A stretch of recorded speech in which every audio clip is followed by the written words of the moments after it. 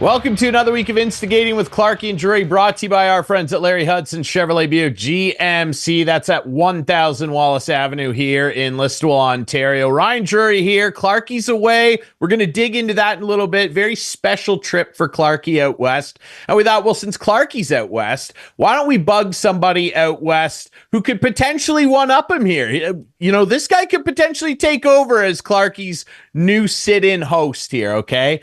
We were talking to a very special friend of mine. This guy was a career referee in the WHL, of course, part of the Canadian Hockey League, the best junior hockey league in the world. And we're very pleased to have him on here. And Clarkey will be happy to know he's a big Leaf fan, and we'll dig into that with him too, as well as his great reffing career. My friend Steve Papp. Papper, how are you, buddy? Hey, I'm doing really well. Yeah, I'm like the Western guy that's born and raised a Leaf fan. And everyone always asks me, why are you a Leaf fan if you live out in the Okanagan and you're born out there? But I've always been a Leaf fan. So here we go. I'm happy to be on a Leaf, podcast, a little Ontario podcast. This is good. I gotta ask you that, like, how did that happen? Like, I'm assuming it was passed down from like your parents or something, because you don't often see people born out there that aren't Canucks or in the very least a Flames or Oilers fan. I know. My dad's a big Bruin fan, and I got an older brother. And so, of course, he became a Bruin fan. And I was just like, well, I don't want to do that. I just remember as a kid, and as far back as I can go, I'm pretty sure it was when I was like 8 years old, we went out to Toronto for like a hockey trip, little hockey tournament out in Toronto. And we went to the Hockey Hall of Fame and went to a Blue Jays game. And just, I bought a Felix Popman poster, like a wood one, like a nice wood one. And it sat on the other side of my bedroom wall. So like every night when I went to bed, I just stared at Felix the cat and became a huge Leaf fan. So I guess that's where it started. And look, I'm a Leaf fan. I got like my little group chat, and we like to talk hockey, but we talk Leafs a lot. So it's nice to be on with you guys and be able to, chat a little hockey. I guess it's really not that strange of a thing. I mean, I'm a Caps fan, which is a roundabout journey from when I was a kid too. But that's, you stick with what you know when you're a kid, and you just grow up, you stay a fan, and that's what I respect about you, man, because it's not exactly been an easy team to cheer for. And we'll dig into that. Right. We're going to dig into that and talk about this upcoming season, because I don't know where your expectations are, but I feel like Leaf fans are just a little all over the place right now. But before we do that, though, Pap, like I mentioned off the top, you reffed for a long time, and you reffed at the highest level in terms of junior hockey, a long time spent in the Western Hockey League. That's a rough and tumble league. Tell us a little bit about how you first got started in reffing and how long you were able to do it in the dub. Yeah, I started reffing when I was 14. Yeah, at that time, you could start reffing at 12. I tried when I was 13, didn't get signed up. I was playing hockey. My older brother played hockey, a lot of rep hockey and all that stuff. And we were big hockey fans. We had billets for the Kelowna Spartans junior A team out here. Back in the day, they had team Kelowna Spartans before they went to the Kelowna Rockets. And we had billets. So there was 6 years I had billets. And so we were just a big hockey family. And we would kind of always, like, my parents and stuff would always hack on the refs when we were at games. And I'd be out there watching as just a little kid. And that was when wooden sticks would break and the linesmen would be picking up like little slivers of sticks on the ice. And, there was fights all the time. There was always blood, and linesmen were getting in there, and refs were involved, the old 3-man system. And I was just like, I don't know, I kind of want to give that a whirl. That looks fun.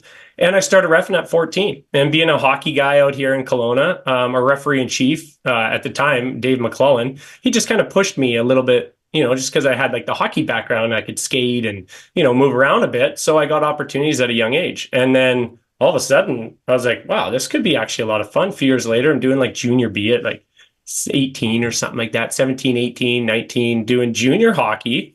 And then all of a sudden just created this passion for hockey from a different side of the game than we knew as a family. We knew hockey. We thought refs were like the enemy almost. And then all of a sudden we started to realize through me officiating was like, oh, there's a whole nother world to the game of hockey that we didn't know, even just as a family. And then it just kind of took off from there. Going through the program in like Hockey Canada program, BC hockey program, getting events, tournaments, like back in the day, doing like a Bantam tournament final game, like goosebumps. I got the final in like a Bantam game or a Pee Wee game. Like all of a sudden it started to be like competitive.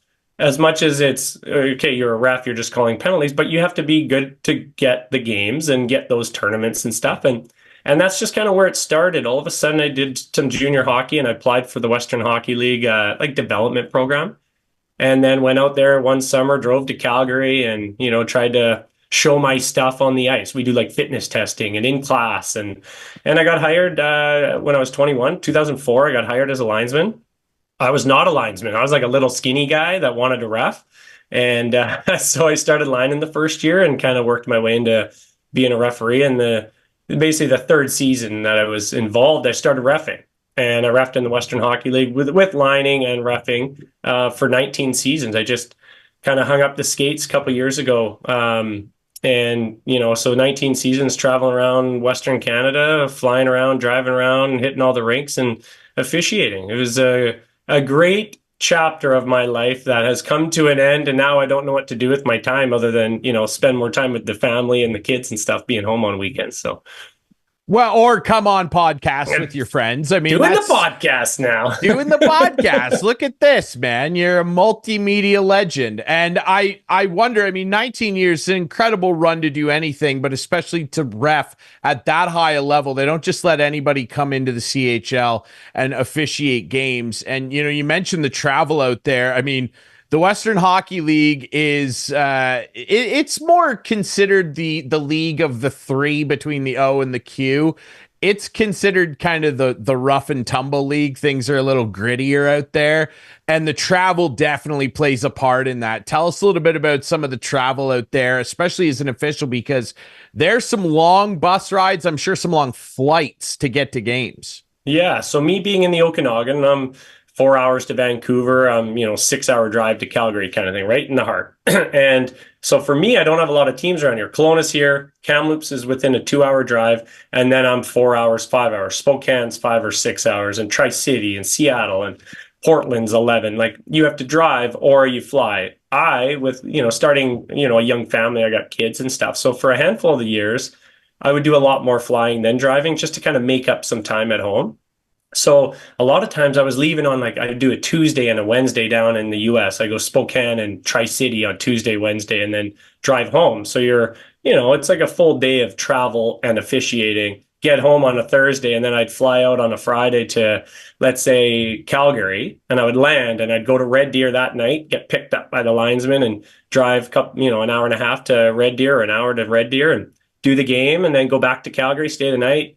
And then the next day be in Lethbridge or Medicine Hat. And then how it worked for me, which was beneficial to get lots of games, I did a lot of Sunday afternoon games in Alberta. Edmonton does like noon games, or Calgary does noon games. I would do those, and then I'd fly home that night and go back to my Monday to Friday job when I'd get home. So it was kind of like a 7-day-a-week job, having family and your normal day-to-day job, and then officiating as much as you can. It was a grind, but it's like you love it, right? So you do it because you love it. You might not be making all the money in the world and whatnot, but you're trying to get to that next level. And the Western Hockey League does a great job of kind of teaching officials how to travel like the NHL guys do. In the Ontario League and the Quebec League, there's a little bit different travel schedules, a little bit more, maybe local guys will do games just more in their kind of zone or their area.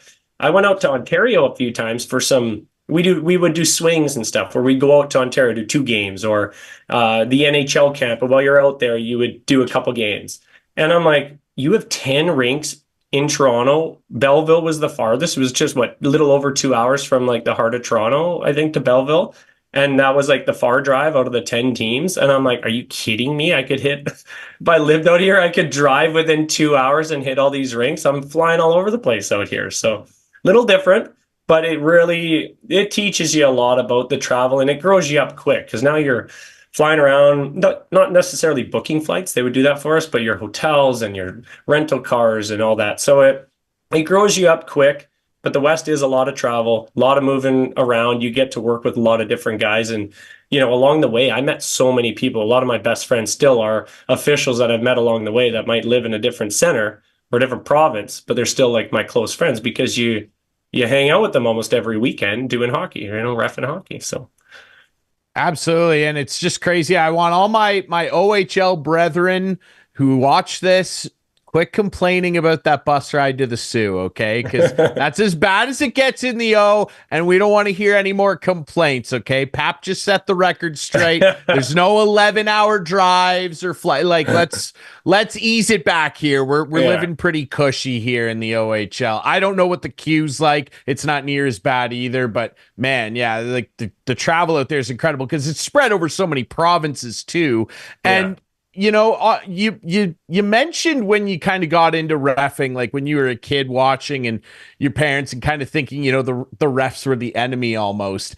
I'm sure that you were on the receiving end of some choice words over the years from coaches in the WHL. Did you ever have an instance with a coach that you can remember where they were giving you the gears, but then after they realized they were actually wrong and came and apologized to you? Well, that stuff happens all the time, right? And, as you grow in officiating, I found as the years went on, every year it got easier. And not really that it's easy, but you're a little bit more experienced and you can handle yourself better in every situation as the years go on. And, I came in the league wanting to get to that next level, and guys were telling me at that time, you got to you got to be strong, you got to have like a say, you got to like let them know that you're in charge. And that didn't overly work for me at a young age. I felt like I kept battling with all these coaches. I'm like, how come like some guys are getting along with coaches? How come I'm battling with them? So it was like evolving, of that, right? But you'd have certain coaches that maybe you would get along with. And then there's certain coaches that you would understand that they might be using, their communication to you as an official on the ice as a tool to maybe pump up their team, get their team rolling. And you could read off coaches that well. But you would talk to a coach that maybe you didn't get along with. You'd see him at the hotel or out for dinner. And at the end of the day, we're all hockey people. And for the most part, we would always get along. It would actually be really nice to have those conversations. And it's just like if you're playing men's league and you kind of hack on the ref and you're like, you know what, I was just a little heated there. It doesn't, like life goes on. And for the most part, all the coaches that you would deal with, even players, you'd have those situations where not necessarily that they would say sorry, but you would understand that you're both, two humans, two grown-ups that, you can understand that it is for the game, right? And then the emotions start flying in games, as we know. So there's a lot of times on the ice that there's been some games where you're like, oh, okay, maybe I could have picked up that one that I might have missed or I might have had a bad look. And, you talk after the game. And at the end of the day, a lot of the coaches, they're so experienced, right? I'm like in the O and the Q, some of the coaching staffs that they have, especially in the Western Hockey League as well, is these guys are ex-NHL players, ex-NHL coaches. The general managers have been around way longer than I've been around. So the respect was always there. But you'd have those conversations in passing or whatever. But at the end of the day, it was that hockey world, right? That we all kind of we're all in the same world, but it's just a different side of the game. Yeah, absolutely. I mean, I've seen plenty of coaches in the OHL in my time blow up on a ref, and guys generally, especially from this age level up, are pretty good about just leaving it on the ice and leaving it in the ring. Because I've seen those same coaches after the game run into the ref in the hallway and go, "Hey, see you next weekend." Like, no big deal. I do find, and I don't think that this is a surprise to you, Pap, that it's so bad in minor sports, and hockey's definitely at the heart of it in this country for sure. But if you go down south, football, basketball, baseball, I don't care what it is. Like, Yeah.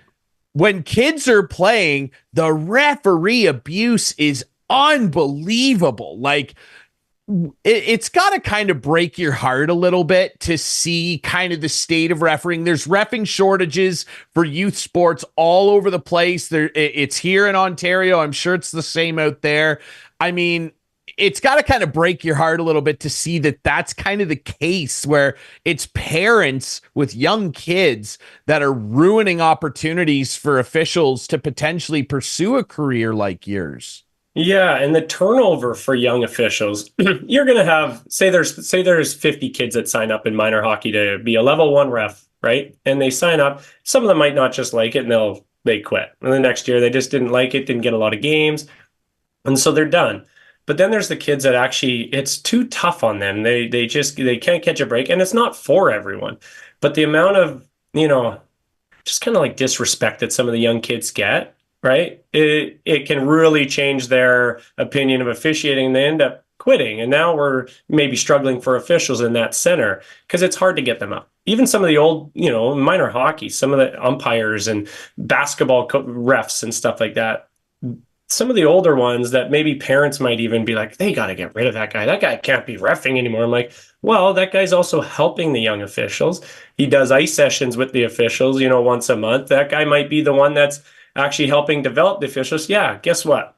They're not great, right? No one's great. Even the NHL, we watch the NHL. It's not like there's no game that's perfectly officiated in the National Hockey League because every play is just there's so many angles on a play and so many different options. And, maybe there's a penalty that might be a penalty at this time of the game and might not at the end of the game. Even though we want it to be consistent, at the end of the day, we also don't want it to be consistent. Late in the game, there might be that little tug in the back, behind the play that maybe in the beginning of the game might get called. So it just changes everyone's opinion on a play. Like, how do they not call that? Well, there's maybe more to it.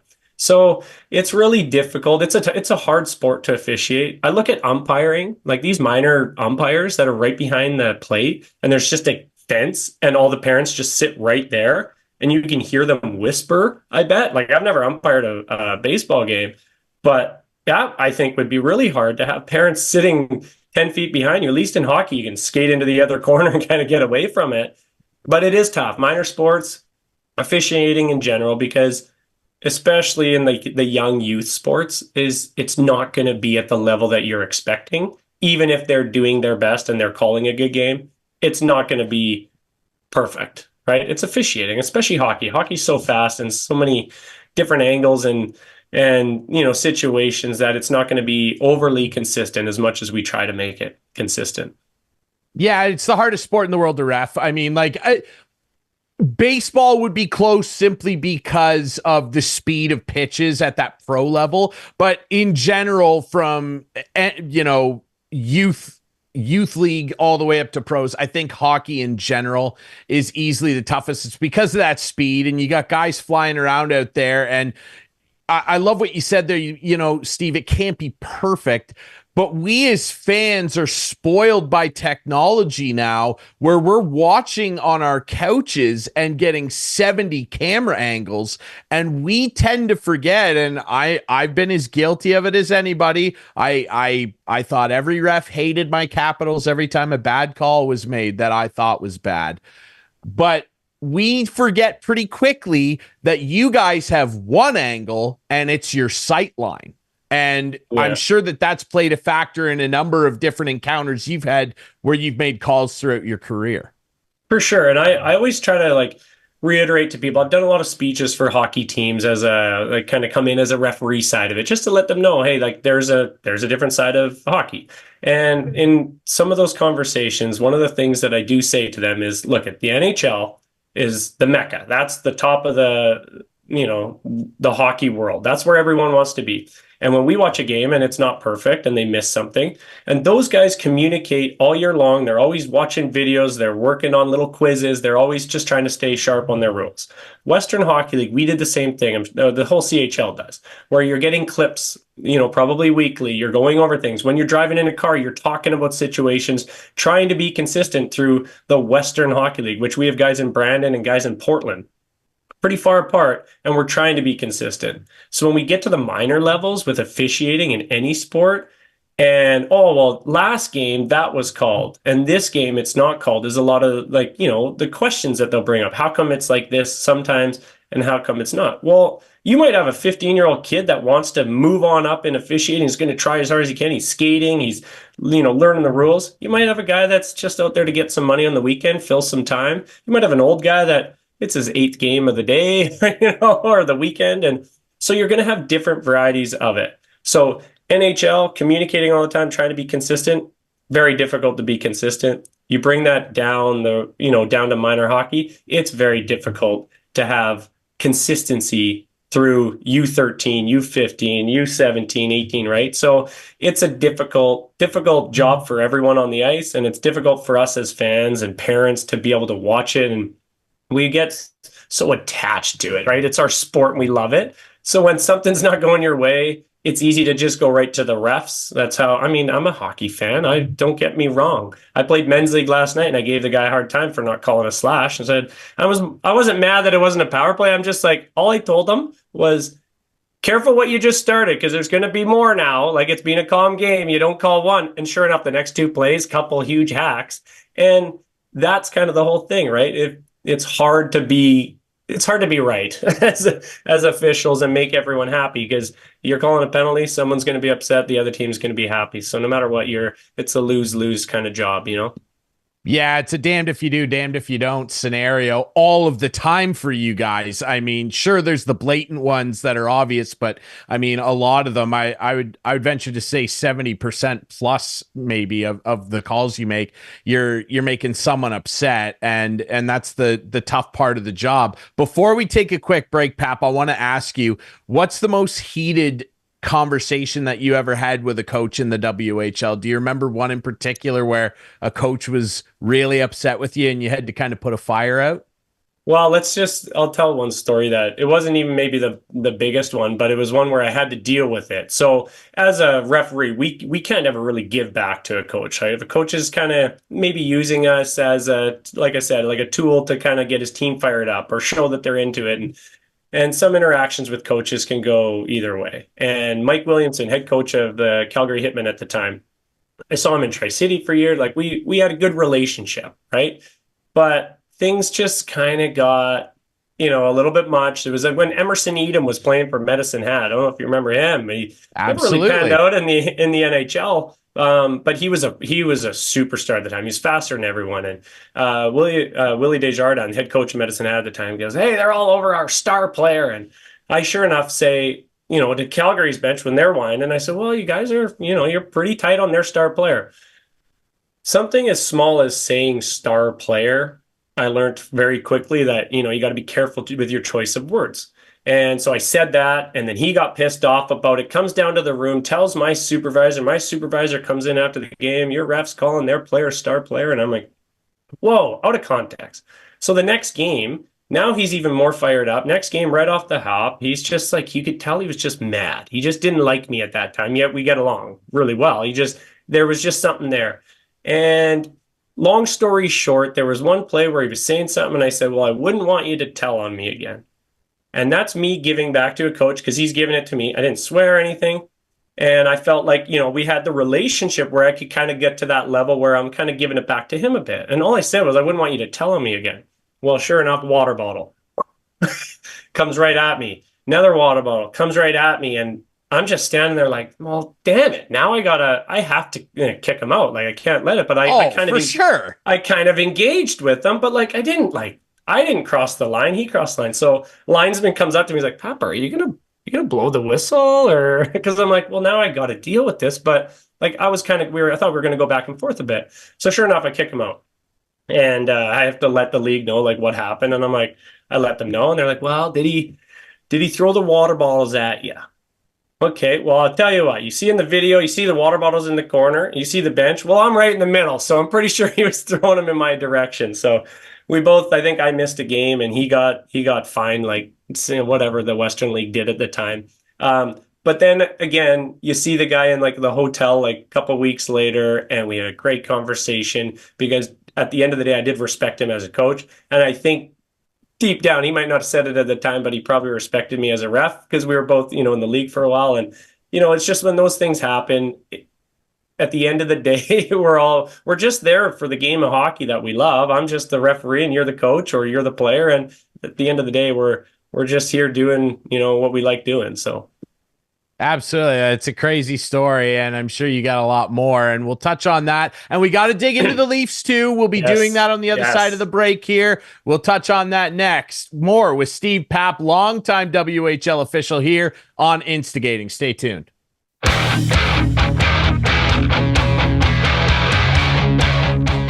Welcome back this week to Instigating with Clarkey and Drury, minus Clarkey. Ryan Drury back here. We're, of course, brought to you by our friends at Larry Hudson Chevrolet Buick GMC, 1000 Wallace Avenue here in Listowel.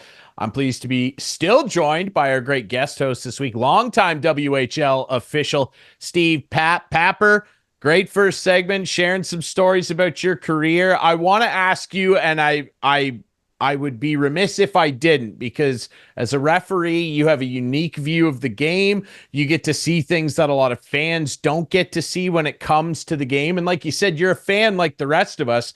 I'm sure that there were a bunch of players that you got to watch throughout your career that were pretty eye-catching. If you could give us like a top five even of guys in terms of their skill level, not even maybe that went on. You mentioned Emerson Edom in the last segment. He didn't end up, being a huge NHL star. So these guys that you mentioned, they didn't even have to necessarily go on to be great pros. But who are some guys that really stick out when you think back and said, man, that kid was a special junior player? Yeah, so to lead it off, obviously, number one right now, coming out of the Western Hockey League would have been Bedard. So when he came through, like at that time, it was right at the end of my career. So, I've been through it for at that time, probably 15, 16 years, kind of when he started really rolling through. And he was the first one that really was bigger than the game to like a different level. And his last year when he was rolling through and he was selling out barns, like he would sell out the Saddle Dome in Calgary, 17,000 people there. In Kelowna wasn't getting big crowds. Bedard rolls through, it's packed. People are talking about the game. He's in town. He was bigger than the game, and he was, out of all the years, he was the guy, right? Just selling out barns, and he was very entertaining. Like he put on a show. He was great. He was great to deal with. It was in a different world. So he top for sure. But when Barzell was here, he was so good on the ice. Like back, like when you play hockey, when I get the puck, it seems like everyone just comes and takes it away from me when I play. But when he gets the puck and he stick handles, everyone would just kind of move out because they don't want to get burned. And he would just create so much space on the ice. And that was one of the biggest things that I noticed. Obviously the hands and, scoring ability and how he would feed guys, but how he would just grab the puck and he would just create so much free space. And it takes elite players to do that because, junior hockey is high level hockey, but he was just on a different level. Draisaitl coming through when he actually came to Kelowna. That's one of my worst calls I've ever made. It was a Sportsnet game. Draisaitl high sticks the puck. And he high sticks the puck right at the crossbar and he hits it in. And I wave it off. And I'm like, right when I waved it, I'm like, that's probably under. And it's Sportsnet, so it's a big game, a lot of people there. And sure enough, it was like right at the bar. Like you got to give the tie goes to the runner. Like if it's at the bar, and it was probably under the bar if I saw enough angles, which I did. Everyone, messaged me after. Bapper, you missed it. And I'm like, yeah, that was a bad one. But he was so good. And I saw him would have been the U18s maybe out in Russia when I went out there. And he was on a different level for his passing. And I remember saying like, Draisaitl passes like Thornton at the time, who Thornton would just stick handle and just feed a pass that was just different. It just looked different. Draisaitl was like that as a kid. He just could pass the puck where you wouldn't expect someone to make that pass or even think about it, and it'd be perfect. So he was elite. Who are some other guys? Who I really liked the last few years? Korchinski. He's D-man playing for Chicago. Kevin Korchinski, yes. Man, I remember like he was really good. Shea Theodore is another player that I more or less say those guys for the fact that they weren't like huge superstars at the time, but being on the ice, you're like this. Theodore, when he was playing for Seattle, and at that time Portland was unreal. They had like Lipsick and Patan and Ty Ratty and all these guys. They were stacked, right? And anytime that top line, they would come over the blue line, all three of them full tilt, and they would just destroy teams. Every time they tried to get around Theodore would just pick the puck up like out of the air. No one would ever get around him. Like, man, this guy is good. He ended up playing on the World Juniors that year and gets drafted and is really good NHLer now. Like he's becoming a really good NHLer. But like there's certain players that just jump out just by watching on the ice level. And you're like, this guy doesn't get beat. And he was better than like what I think people were even talking about at that time. He was just so good. And, that's a guy that's maybe not at that elite level of Bedard and Draisaitl and Barzell and that, but he was another one that just stood out. And there's so many. I mean, I could keep going. Nugent Hopkins, when he came in, he was really good. I always laugh because he's the only one I ever called a butt-in penalty on. And I've only called it once, like the signal. And I was like, what's the signal for butt end? I've never called one in my entire life. And now I'm like, and I see it. He was so mad because he was mad that I actually saw it, because he actually did a butt end where he stuck it through his hand and kind of got the guy. And I'm like, that's a penalty. I was like, he butt ended him. I'm like, I don't know if the flat hand's on the top or what's the signal? Because it's not one that you see very often, right? So there was a lot of guys that rolled through the Western League, as the CHL in general, that were just, top notch. And I'm sure I'm leaving off like top end guys here, but those are just a handful of the guys rolling through that it was a pleasure to be on the ice with, right? Yeah, there's so many. I knew you were going to say Bedard too, and I figured he'd be the first guy you brought up. Like, just the skill, his whole all encompassing game, that shot, like it makes no sense how he can shoot from those angles. A guy that can shoot just as hard in his feet as outside his body, just a Yeah. special talent. And you would have saw a lot of great defensemen too. The WHL is just a defenseman factory. Shea Theodore. Yeah. I mean, I would, in terms of the position he plays and what he does out there for Vegas and Anaheim before that, I would say he's turned into an elite NHL player. Like, he is a guy that, people can be guilty sometimes. And Steve, this, especially I find at the junior level, people can be really guilty of stat hawking, I call it, where they just look at a guy's numbers and go, oh, well, this guy only has 30 points. He must not be very good.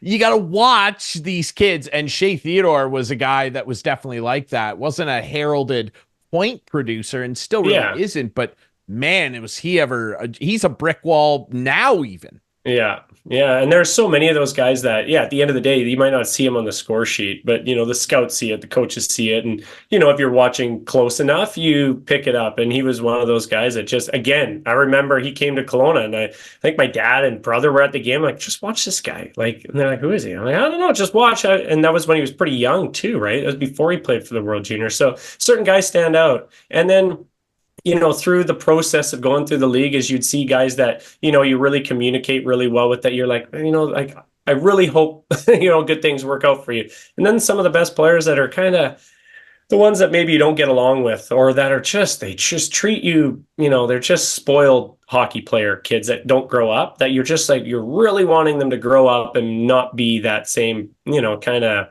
brat type hockey player. And then you see them grow up, and then they become a professional in the National Hockey League, and you see them grow up and be a veteran guy, and you're like, good for them, because they struggled at a young age. Because in hockey, all these kids that come to junior hockey, they were the best on their team, as we know, right? So when they come there, they've had everything given to them. They've been the top team, they've been on the top line usually, and now they're playing here, so they've had it all. Sometimes they have a tough time being able to mature their game in that aspect, especially communication with officials and players on the ice and stuff like that.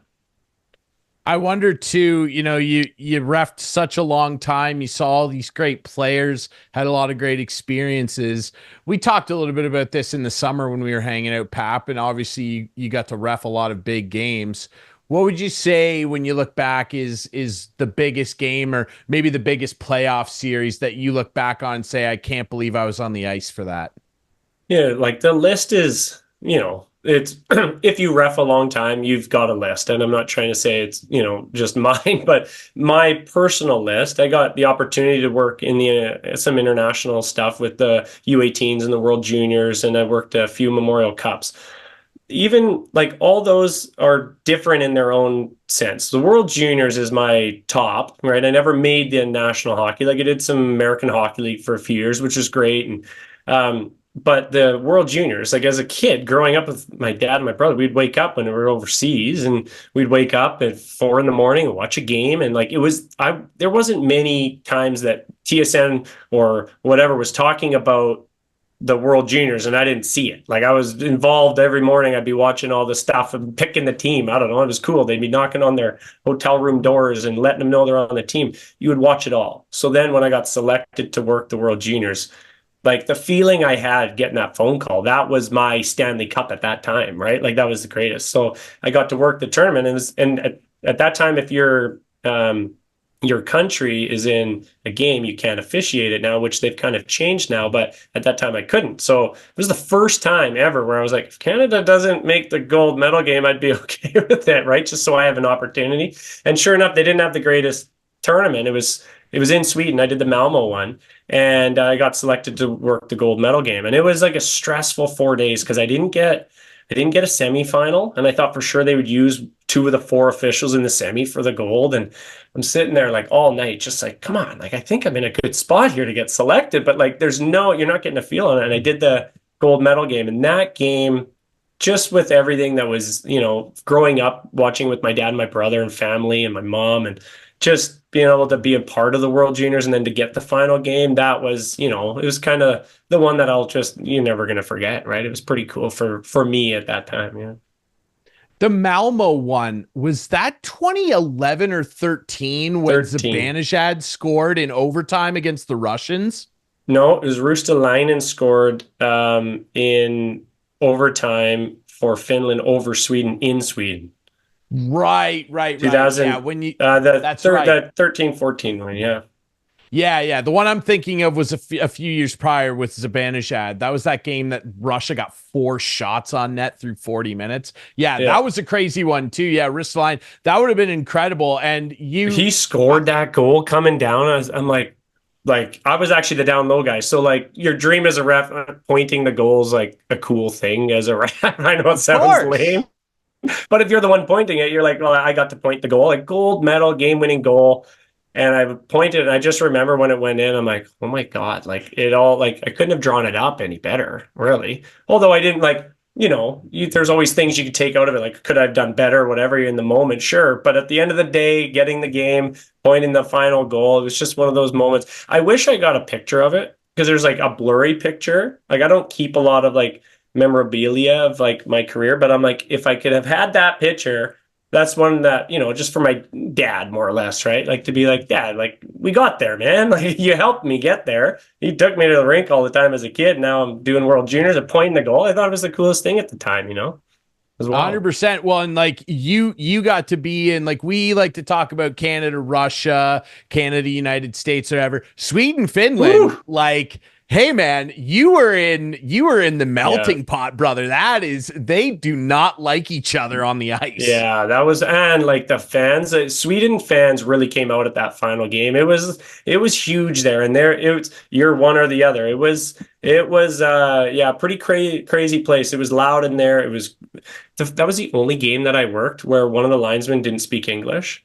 So we're going in like the biggest game in my career, and before the game, I'm like, okay, like if we need to communicate, and I never skated a game with them through the round robin or right, and I'm like, okay, if we need to communicate, like as a ref, you rely on your linesmen a lot. Like the guys that are around my local area that were really close, I can rely on them so much. I can tell by their mannerisms if I miss something or like, they'll give me a heads up. You really have to work together as the 4 officials on the ice. So we were like handcuffed in the biggest game because I couldn't communicate with this guy. I didn't speak a lick of English, like none. So it was a challenge. We had a puck go out of play and we're all talking. I'm talking to the American linesman, and the other ref was from Switzerland, and we're communicating. Basically, push the guy aside, and this is when we need all the information we can get. Like, what do you have here? And he can't speak, so he's trying to communicate. We need like a translator on the ice. It was wild. Like, you're not used to that being in the Western Hockey League, right? We can obviously communicate with everyone out here. Yeah, that's crazy stuff, man. It's just an incredible career, and congrats on that, man. Like, I mean, you should be incredibly proud of everything you did out there. And honestly, dude, like if you wanted to, and I know Kate, your lovely woman out there. We all love Kate. We're gonna have to write her into the credits, producer Adam, as an executive producer on this episode. Yeah, We're she getting helped. Steve all set up here. Yeah.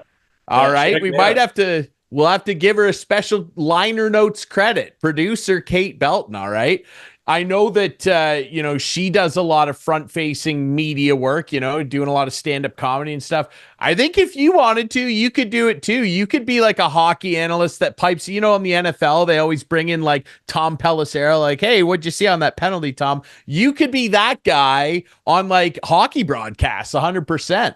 Yeah, I would love it. It's like also though, being out of the game for this is now like the second season, I'm like, I feel like I've been out of the game forever. And like even last year, having weekends at home, I didn't really follow it, and I felt like right out of it. I'm like, okay, well, I would love to do that. I was like, oh, maybe if I work with a team, I'm like, I got to get back in the book. Like things are changing. Like Hockey Canada's made some adjustments. I'm asking my buddies, like, where are we at? Because I didn't do any of the referee stuff with I did the camp, but I didn't like watch the whole thing. And because things evolve and things change. And I think that that would be a great thing. I think a lot of teams benefit from that greatly. Like some of these offside calls that these NHL teams have someone in the video room that are making those calls, calling down to the bench to like for a review on like an offside. That's a lot of money on the line to make one. You might make one call all year, but it could save you 2 points in the standings, which could get you in the playoffs for Christ's sake. Like it's a big role, and you're seeing it more and more with team sports.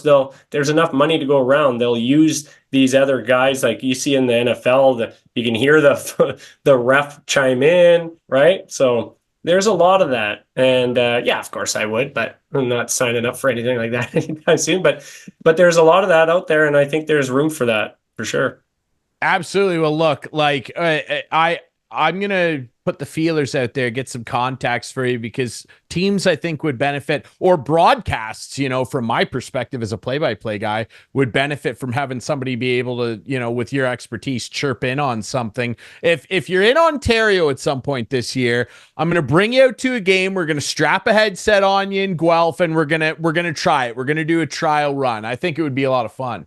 I would love to. I did one game with a friend of mine, Cole Waldy. He's the play-by-play guy for the Prince George Cougars. And he was in town Oh, last year, and I did a game with him, went on the color, because I did it for my kids' games. Like we kind of joked around and did a broadcast for the kids' games. So I kind of like, I didn't mind talking. And I give you guys so much credit because first of all, he was doing all the buttons and keeping everything on the rails, and then I would try to chime in. And there's times that I'm like, I don't really have anything off that play, so I'm just spitballing. It's a rush, like it's a challenge. I give you guys so much credit for doing that live. You don't get to take a shift off. Like you got to keep talking. yeah, it's a lot of fun, man, for sure. I go through the regular season's kicking off this week. I will be going through a lot of lemon honey tea. Let's just say that. Yeah, I need to dig into the Leafs with you here, Papper. Let's yeah, do let's it. do And it. Clarkey will want to tune in and hear your thoughts. How are you feeling going into this year? Like it just feels like it gets murkier every year with expectations. Like, are you one of these guys that's like, wake me up when it's April and we'll see if anything changes in the playoffs? Or are you ready to saddle up and enjoy the ride of the regular season again?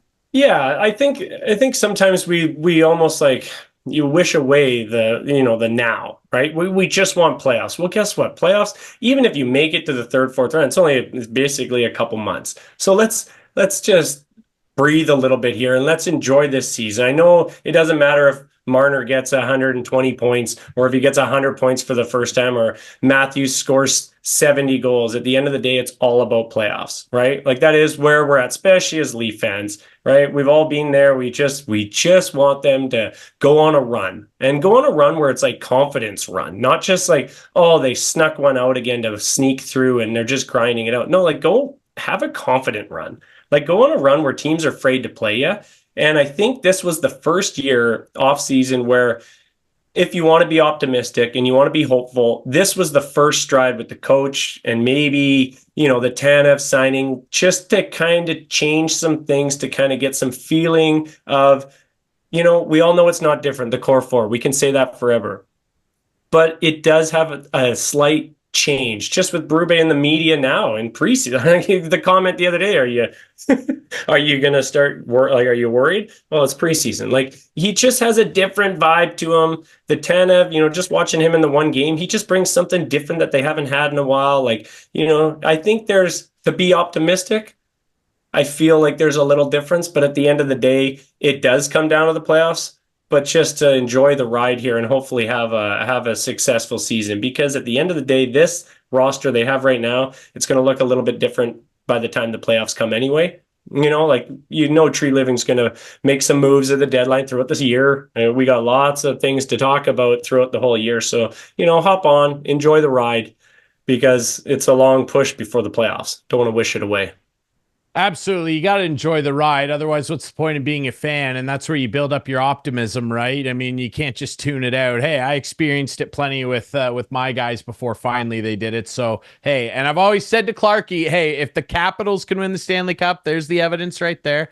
Yeah. You guys can do it too. Come on here. I want to ask you on that note, we got to do some predictions with you here. I'm going to throw some over-unders at you, and I want you to tell me how you're feeling. Over or under the number here. Let's start with the guy who seems to have a target painted on his back all the time in this fan base, at least amongst a healthy portion of it, and that's Mitch Marner. Contract year, looking for a new deal. 100 points. He's come close before. He's had a couple 97s and a 99. Do you think he'll go over or under that century point mark this year? I'm going to say over. The fact that he hasn't been there, you're wanting to demand a lot of money, right? You're trying to go with guys like, McKinnon and Matthews money and Draisaitl money. If you want to be even in that realm, you got to do something different. If it's not playoffs, right? Everyone knows right now you're not doing it at the time that it matters the most. Well, then you should be at least trying to get 100 points. I think this is the year. Last year, it started right off. He got married in the summer or whatever, and he just seemed checked out at the beginning of the year. He didn't really feel like he was, just in a good place all year. I just have a different feeling of him. I'm going to say over just for the fact that he's got to do it. At the end of the day, he's really skilled hockey player. He's talented. Why do the Leafs not have these guys getting 100 points like some of these other teams? I don't know. They're on the ice half the game. They're on every power play for 2 minutes pretty much. Like, how are you not getting 100 points? I think this is the year that he sneaks it out. Yeah, you got to do it. And I mean, like people were upset with the money he got paid on the last deal, getting more money than guys like Kucherov at the time, which I was apoplectic about, and I'm not even a fan of the team. I think that he almost borderline has to do it if he wants some of these demands that he's likely to make, and maybe gets similar money to his buddy William Nylander, who I want to ask you about next. Coming into the first year, this new $11.5 million per year deal. Really good season last year. Career year, 90 plus points, over 40 goals. What do you think goal-wise for Willie this year? I'll set the number at 42.5. Over or under for Willie? I'm gonna say under on that one. Just the fact that I don't know how long this I don't know. I think just with him going to give it a shot, I think they're going to give it a little bit longer of a shot at center than they did last year. I think it's a different game. Like him coming into the contract year last year, maybe wanting to, stay on the wing and, prove that he's worth his contract. This year's a different year for him. And if he ends up staying at center, I don't think that him flying down the wing is where he can just walk in and get a lot of those goals. I'm not sure if that's exactly where he's going to be. I would like to see him over that, especially if he's playing center and you got a 1-2 punch of Matthews and Nylander, and you got Tavares in your third, that'd be great. But I just think if, he sits in the first 10, 20 games and maybe they make adjustment, maybe he stays center all year, but I'm going to go under on that one. Yeah, and maybe if he stays at center and actually excels and gets a good grip of the game there, maybe he becomes a bit more of a playmaker instead of a goal distributor. And he'll probably still score 35 plus. Yeah. Because he's just so damn good. Joseph Wall, a lot of questions about the goaltending. I really hope this kid can stay healthy. What do you think? Over or under 30.5 starts? Do you think he'll be able to go over 30 games?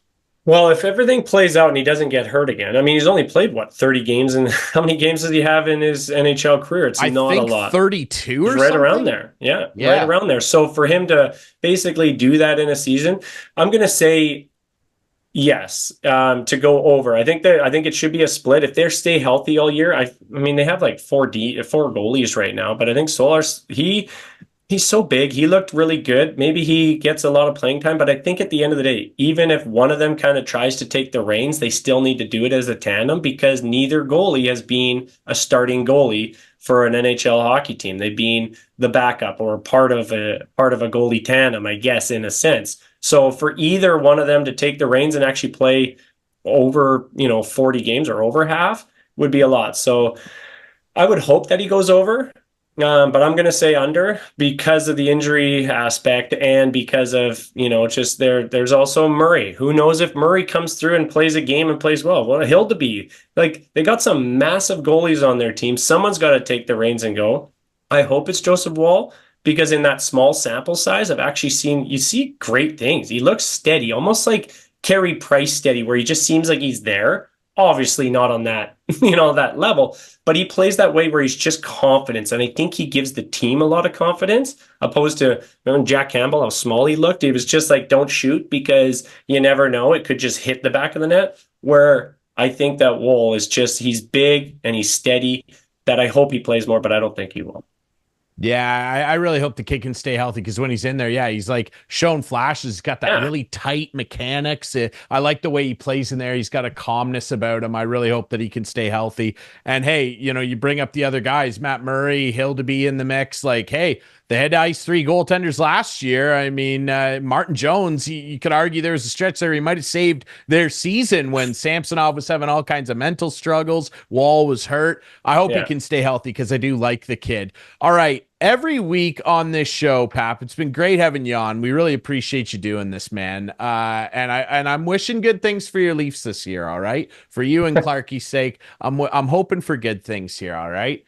Every week on this show, we do a little something. It's called the couch potato of the week. Now, the couch potato, it can be a positive thing, a guy that's had a great performance in sports, or somebody we want to highlight for a good reason that deserves to kick back and relax on the couch. Or it can be a negative thing, somebody that maybe spent too much time in the recliner and didn't live up to their billing. We love having you on here, Steve. I usually let Clarkey go first, and I'll concede to you because you're our guest here. Who have you selected as your couch potato here on Instigating? Well, we talked a little bit about baseball earlier, and I know we're a hockey, forward here about hockey and officiating, but we talked baseball, and I'm going to take it to baseball and use the White Sox as the whole organization.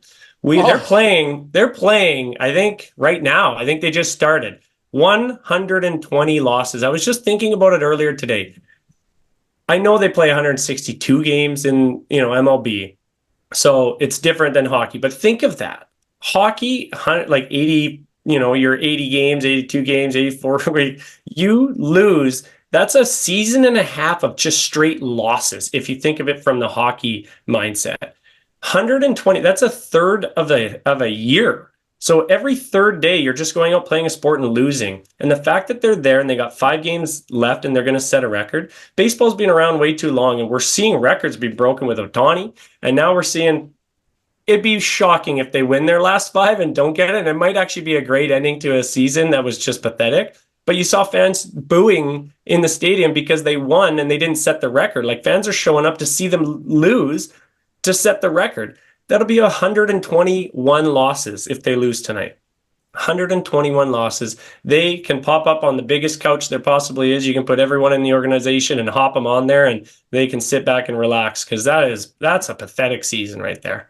it's unbelievable. I don't know that there were a lot of pundits around with the way that the game's scouted now, and how quote unquote stable people within the game think some of these organizations are. I don't know that because of that, many thought anybody would come near that 1962 Mets team, which currently holds the record alongside those White Sox. I just can't believe how bad these guys are. And Steve, like I'm glad you brought that up too. And special shout out to Shohei Ohtani, first 50-50. And the How night he he did it. does it, come Oh, on. Three jacks, 10 yeah. ribs, 6 for 6. I saw some wild stat. We're all obsessed with like WAR in baseball. That Yeah. one game was worth .7 WAR. He's a freak. It's just Yeah. unreal. But these White Sox, man, oh my God. When you consider just a couple years ago, they looked like they were a team on the rise. They had Dylan Cease, Crochet, World who's beaters. still Yeah. there. He'll get traded. Tim Anderson looked like a superstar. Eloy Jimenez was hitting jacks. Luis Robert, who's still there and is going to they should trade him. You might as well go down to the studs. They looked like a team that was going to take over baseball. And now to see them like this, it's whew, Wild. Yeah. things are dicey on the south side of Chicago. They're nowhere close to my Cubs, although they're not going to the playoffs either. So Thanks a lot, Cubs. Really appreciate that. That's a really good one because man, oh man, those White Sox, my God. And I've heard analyst Steve Phillips said on Overdrive, he thinks next year they might be worse. Yeah, I don't even think you know how it's possible. It is nuts. Well, I'll swing it. I'll swing it to a positive here. And there there were we a number go. of great performances through sports, lots of great football. Josh Allen's lighting it up. I Yeah. love what he's doing down in Buffalo. Shohei. There's lots of great stuff to highlight. But I want to touch on a real human moment here. And my cousin has talked to me a lot. He's the assistant coach down in Philly with John Tortorella, and he's worked with Torts for a number of years now. They were together in Columbus. Like he has said so many great things about Torts, and whatever you think about Torts, with the show he puts on for the media and stuff, he can rub people the wrong way, but all you ever hear about this guy away from the rink is that he's just the best human and supports lots of causes. Well, he did something really, really special the other day. Producer Adam, throw this up there. Like, this was so cool. Inviting Matthew and Johnny Gaudreau's dad, Guy Gaudreau, who taught those boys how to skate. Of course, the tragedy where they lost their lives recently there. He invited Guy out. They don't live very far away from the Flyers complex there in Oldham County, New Jersey. And he invited Guy out, John Tortorella did, to help at Flyers development camp. Just awesome stuff. And you saw in the video there all the players skating up and shaking his hand. Like, what a really cool thing for Torts to do that guy's going through hell right now. That whole family is. And to just invite him out, and I hope they do it more. I hope they let him just kind of come out and get his mind away from stuff, Steve. Because I mean, just an unthinkable tragedy he went through, and to reach a hand out like that. Hey, we've talked a lot about hockey and your career and different people helping you out over the years, and my career, in broadcasting's been no different.